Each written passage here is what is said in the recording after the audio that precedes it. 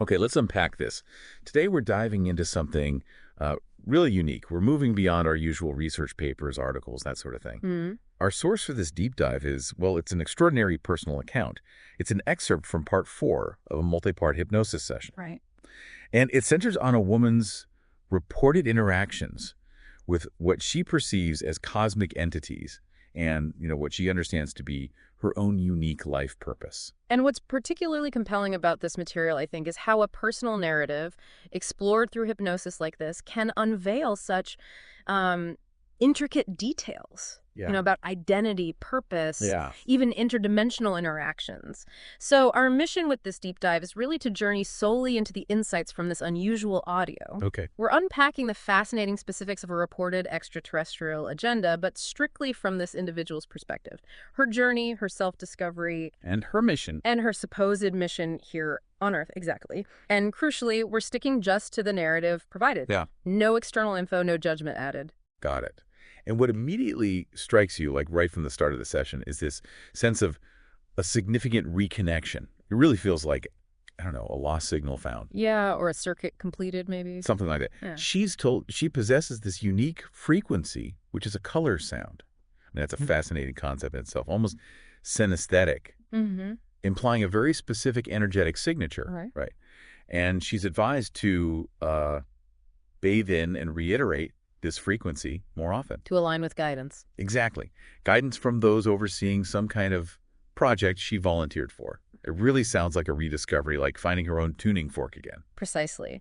And what's significant about that rediscovered connection, as the narrative really emphasizes, is this profound sense of restoration. Restoration. Yeah, that the most important repairs have been made. She's assured she's well and truly back on the tracks, Yeah. if she chooses to fully engage. Right, the choice aspect. Absolutely. And this isn't just about some external project, it seems, but a fundamental part of her identity. It's tied directly to her being, as the source says, from a different race, a very high-frequency race. Okay, a high-frequency race. Yeah, one that has come to Earth for what's described as a good mission. Now, for listeners familiar with these kinds of concepts, high-frequency race often implies, well, a being operating at a more refined vibrational level, maybe heightened spiritual or energetic capabilities. And this narrative seems to fit right into that idea. It really does, and an innate, purposeful essence. So as we go deeper into the session, it seems to pivot a bit.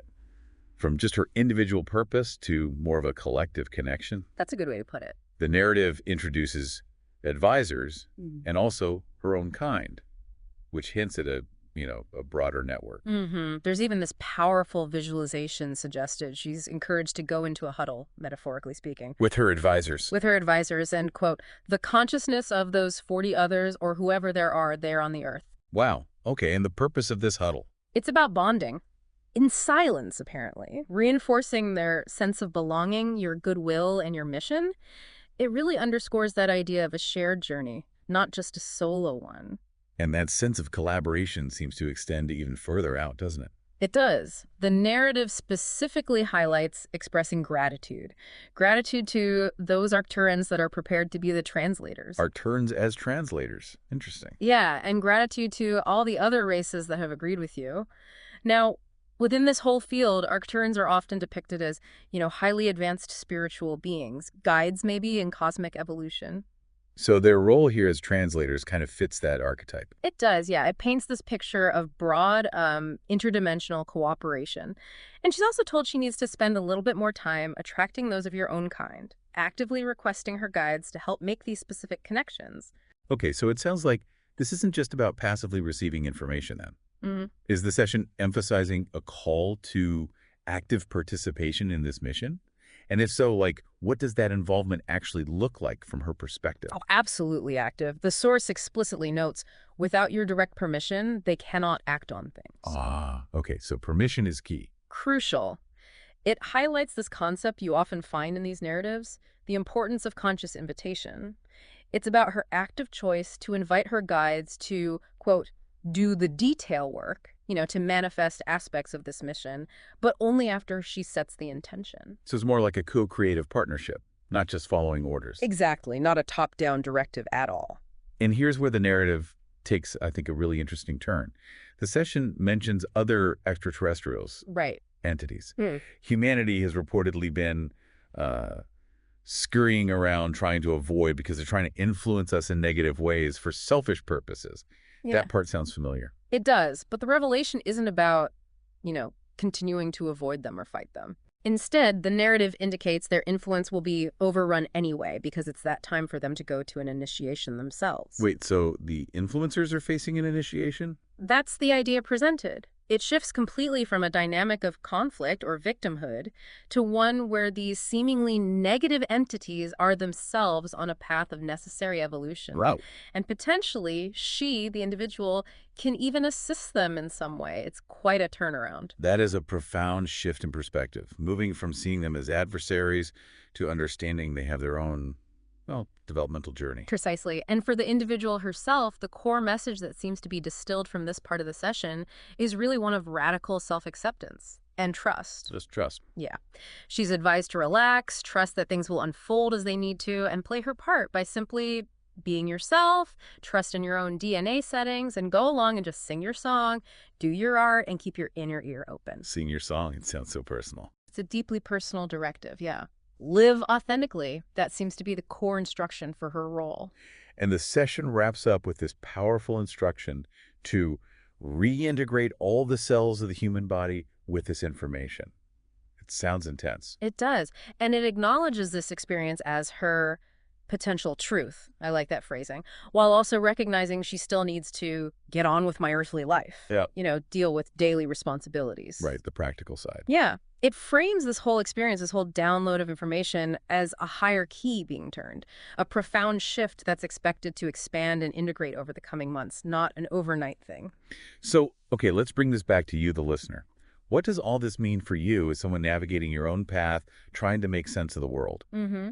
This deep dive, it really invites us to consider this idea of an innate frequency, maybe a color sound within ourselves, that when we access it, could serve as a profound inner guide. Yeah, the source describes this journey of remembering and reconnecting, understanding a perceived good mission here on Earth. And then that surprising twist about the other extraterrestrials facing their own initiation.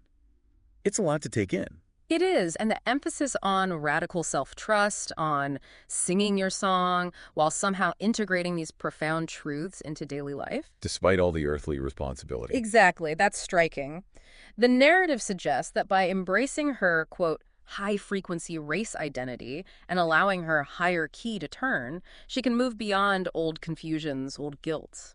It really highlights the challenge, doesn't it? And maybe the opportunity of holding these huge cosmic perspectives alongside the immediate demands of just being human. Absolutely. So how do we apply this idea of trusting our own DNA settings and singing our song in our modern lives, which are often pretty overwhelming, let's be honest. Right. Especially when, as our source suggests, the Earth body is dense frequency and a difficult body to remain clear in. That sounds like a real hurdle. Well, and this raises, I think, an important question for all of us listening.